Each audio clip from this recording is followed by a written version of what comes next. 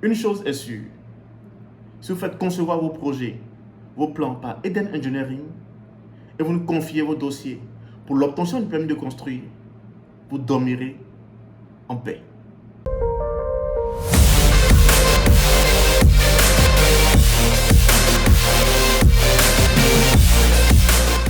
Bonjour, Evra Kwasi, ingénieur en génie civil et hydraulique, directeur technique associé à Eden Engineering, filiale à Eden Expert Group.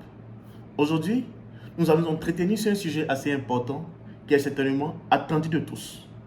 Un sujet qui pourrait intéresser toute personne ayant un projet de construction. Il s'agit du permis de construire en Côte d'Ivoire.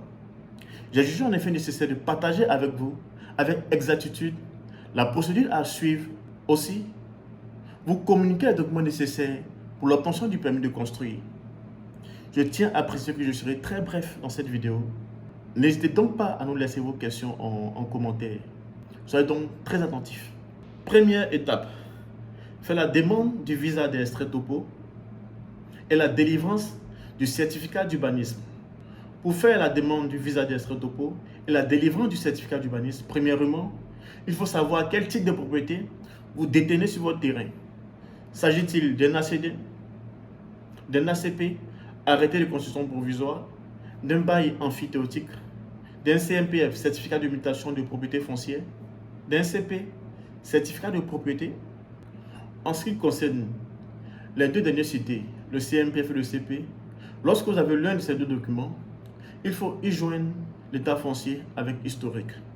Si vous avez donc l'un des types de propriétés suscités, vous pouvez donc faire la demande du permis de construire. Par la suite, vous devez avoir à votre disposition un dossier technique qu'on appelle très souvent l'extrait topo. Pour l'extrait topo, vous avez besoin de 4 copies en format A3. Les extraits topo seront visés par la CIE, la SODECI, la direction du domaine urbain, la direction de l'assainissement et du drainage. En ce qui concerne les pièces à fournir pour la première étape, vous devez avoir une pièce d'identité, une CNI, carte nationale d'identité, ou un passeport plus extrait de naissance. Pour certains cas particuliers, cas où le propriétaire du terrain est décédé, il faut la pièce d'identité de la personne décédée, la pièce de tous les héritiers et l'acte de notoriété. Cas où le terrain porte le nom d'un enfant, il faut avoir l'extrait de naissance de l'enfant et la pièce d'identité des parents. Bon, je fais un récap de la première étape.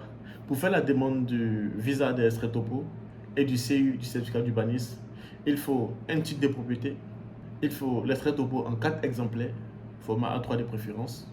Il faut aussi la pièce du propriétaire du terrain. Toujours pour la première étape, il y a des formulaires à remplir et des montants à payer en fonction du type de projet. Étape 2. Faire la conception des plans et la demande du permis de construire. Cette étape consiste généralement à concevoir les plans d'architecture avec tous les détails demandés par le guichet unique du permis de construire. Je vous laisse voir le document suivant. Bon, je vous présente un peu les détails des plans d'architecture à fournir. Vous pouvez lire avec moi, nous avons un exemplaire des plans de masse côté et des plans d'assainissement avec tous les détails qui vont avec. Nous avons un exemplaire du plan de toiture, un exemplaire du plan de la fosse septique, un exemplaire des plans de chaque niveau, un exemplaire des vues en plan du bâtiment, etc. À partir d'un R+2, il faut ajouter au plan d'architecture l'étude géotechnique, les plans de structure avec note de calcul, la notice de sécurité, une étude de stabilité s'il s'agit d'une surélévation. De façon spéciale, pour tout projet comportant au moins un établissement recevant du public, il faut la notice de sécurité. Aussi, pour tout bâtiment comportant au moins un niveau de sous-sol, des bureaux, des magasins, il faut une étude de sol et les plans de structure. Il y a également certains cas tels que la construction d'un hangar, d'un établissement hospitalier, d'un établissement technique, etc.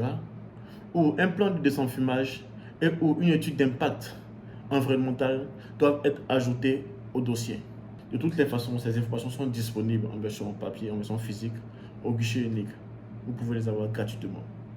Avec tous ces documents suscités, en plus des formulaires à retirer sur place et des montants à payer, vous pouvez maintenant faire la demande du permis de construire. Après ces 2 étapes, Les dossiers passeront en commission. C'est à l'issue des analyses et l'approbation des plans réalisés que le permis de construire est accordé. Certains permis de construire sont directement retirés. Par contre, pour des bâtiments à partir d'un R+2 ou un R+1 avec un niveau de sous-sol, pour retirer le permis de construire, vous devez fournir un contrat de contrôle avec un ingénieur conseil ou un bureau de contrôle agréé. J'espère à travers cette vidéo avoir répondu à beaucoup de vos préoccupations et que chacun de vous a désormais une idée claire de ce que c'est que le permis de construire et aussi la procédure à suivre pour son obtention. Sachez que Eden Engineering est entièrement à votre disposition pour vous aider à obtenir sans souci votre permis de construire. N'hésitez surtout pas à nous contacter. Merci pour votre attention. Ensemble, nous serons plus forts. Merci.